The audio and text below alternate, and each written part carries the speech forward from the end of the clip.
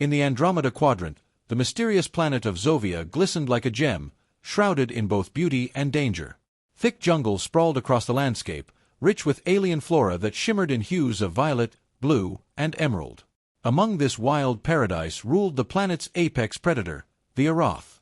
This warrior race thrived on primal strength, embodying a society where only the strongest survived, viewing every encounter as a divine challenge. For the Arath, the untamed jungle was their sanctuary, and other galactic races were dismissed as weak, unworthy of Zovia's rugged majesty. Yet, one Arath rose above all, Kaida. Her name echoed as a legend among alien species and within her own kind. Her fierce independence and raw power made her both revered and feared. With eyes like molten gold and skin that caught the moonlight in soft, translucent hues, Kaida moved through the jungle with a grace unmatched. Her strength was so well known that even male warriors who dared approach her left humiliated, bruised, and bested. She answered to no one, a lone predator in her natural domain. Kaida was untamable, her spirit as wild as the jungles she called home. Yet, across the stars, the Galactic Alliance had set its sights on Zovia. A coalition of planets focused on diplomacy and order, the Alliance sought to reach an agreement with the Arath. Resource-rich Zovia was too valuable to ignore, and despite repeated rejections, the Alliance persisted. This time, they sent a research expedition to understand the Arath's culture, hoping to build a fragile bridge of trust. Among the group was Daniel Holt, a human engineer with little interest in galactic politics. A quiet man with disheveled hair and a mind set on solving problems, Daniel's mission was simple: set up communication outposts and monitor systems. While his colleagues rested at night, Daniel found himself drawn deeper into Zovia's wild beauty, captivated by the sounds of alien creatures and the glow of bioluminescent plants. It was during one of these midnight explorations that he met Kaida. The forest fell into an unnatural silence as Daniel crouched, inspecting a strange, glowing plant. Suddenly, a low growl broke the stillness. He turned slowly, his heart racing as he faced Kaida's intense, golden gaze. She stood tall, her presence both commanding and dangerous. A spear gleamed in her hand as she scrutinized him with a mix of disdain and curiosity. "Who are you?" she demanded, her voice like the growl of a wild beast. Daniel stammered, "I'm just a mechanic, part of the Alliance."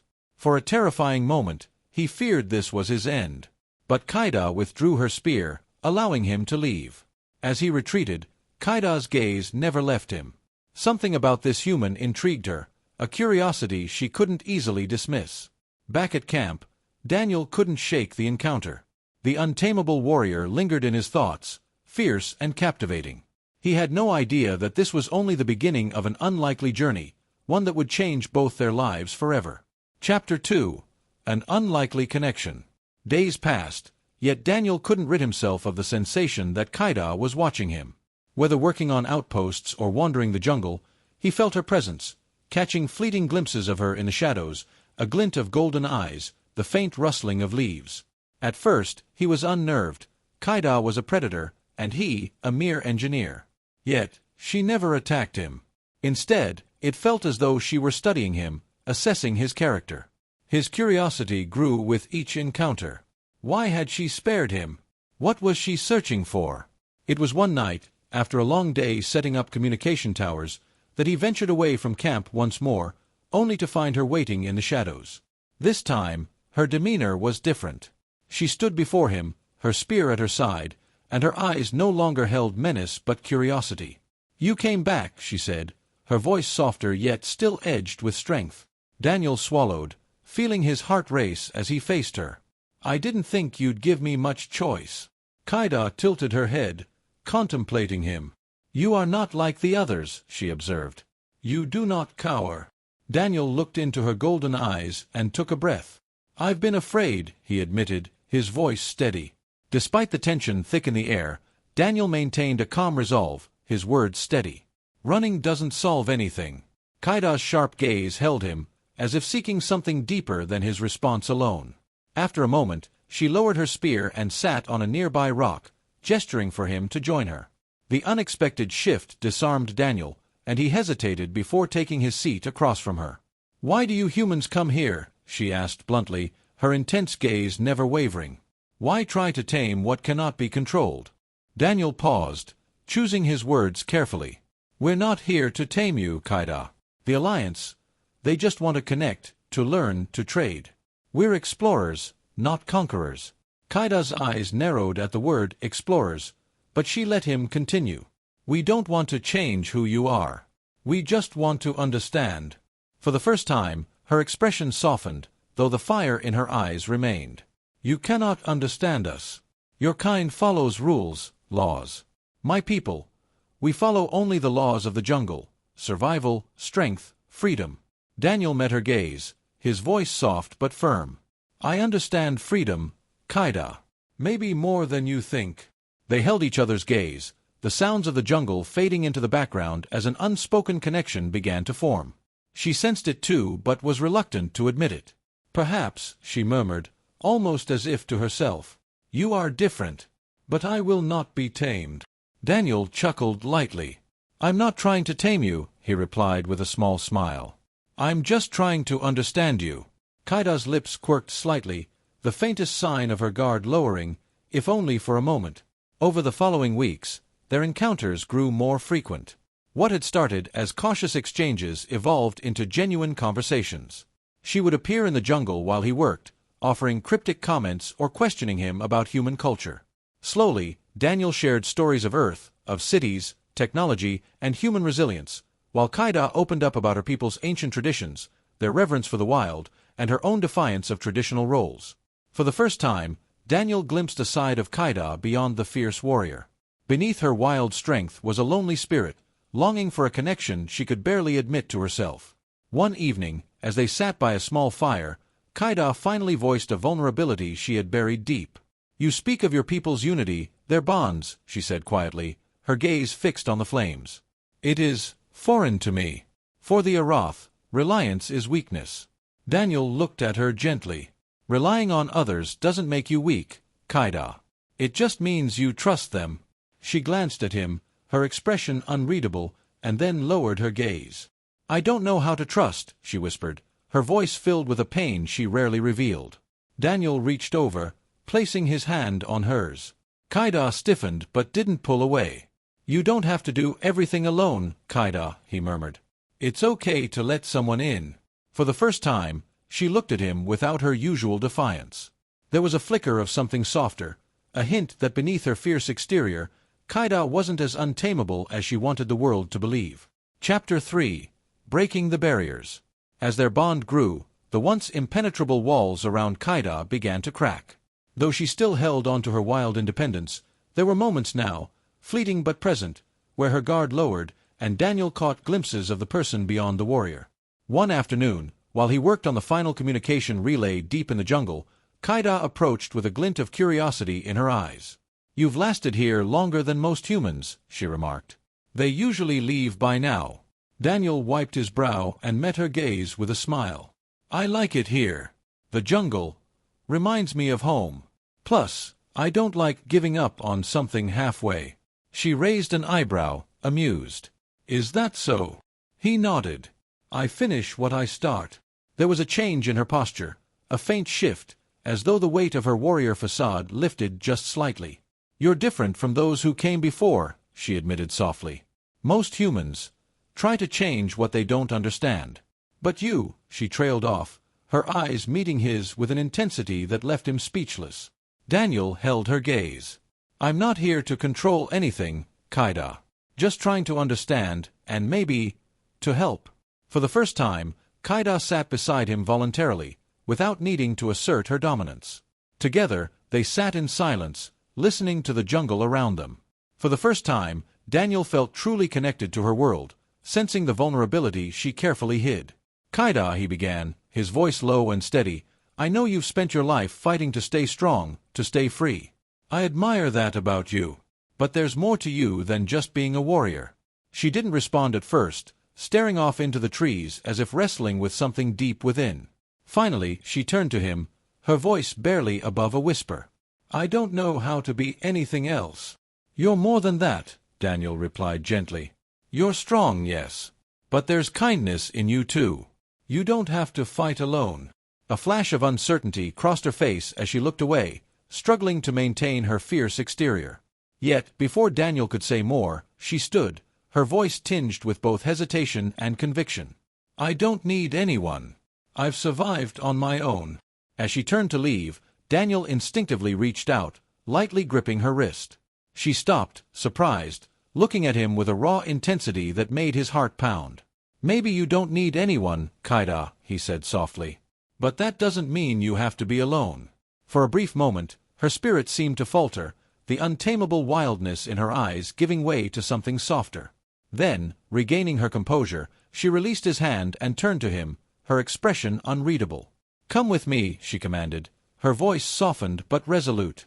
Without hesitation, Daniel followed her into the heart of the jungle, sensing that he was about to see a side of Kaida that no one else had ever glimpsed.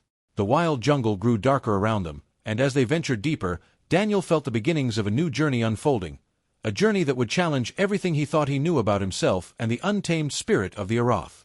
For a brief moment, Daniel hesitated, but he finally nodded, his silent agreement binding them in a newfound trust. Without another word, Kaida led him deeper into the jungle, her movements smooth and assured. They walked for what seemed like hours, each step taking them farther from the familiar. The trees grew denser, their alien scents mingling with the thick, earthy smell of foliage. At last, they arrived at a hidden oasis. Daniel's breath caught as he took in the scene, a waterfall spilling down smooth rocks into a crystal-clear pool, shafts of sunlight filtering through the jungle canopy to cast shimmering hues of blue and green across the water. It was a serene, untouched paradise, so different from the fierce wildness of the Arath world he had come to know. "This is where I come to think," Kaida said softly, stepping to the water's edge. "It's the only place I can be free." Her voice held a vulnerability Daniel had rarely heard. He joined her, gazing out over the tranquil scene, understanding the significance of this gesture. This was her sanctuary, her private refuge, and she had chosen to share it with him. "You brought me here," Daniel said quietly, his heart pounding. "Why?" Kaida remained silent, her gaze fixed on the pool. After a moment, she took a deep breath. "Maybe I wanted you to understand." Her words were barely a whisper, yet they resonated deeply within him. Daniel moved closer, his hand brushing against hers in a silent acknowledgement of her trust. This time, she didn't pull away. "I do understand, Kaida," he replied, his voice gentle and sincere. "More than you know." For that one precious moment, the jungle faded away, leaving just the two of them, two souls that had fought against the world only to discover they didn't have to fight alone. Kaida turned, her golden eyes meeting his, unguarded for the first time. In that gaze, Daniel saw not a warrior but a person who had finally allowed herself to be vulnerable. Chapter 5. The Seduction of Trust. In the days that followed, everything changed. Kaida and Daniel's connection deepened, blossoming into something neither of them had anticipated.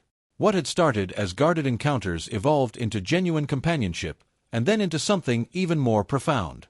Kaida, once fierce and solitary, now found herself seeking Daniel's presence, not out of necessity, but out of desire. Their connection was a fragile trust built on countless conversations by the waterfall, shared silences, and long, contemplative walks through the jungle.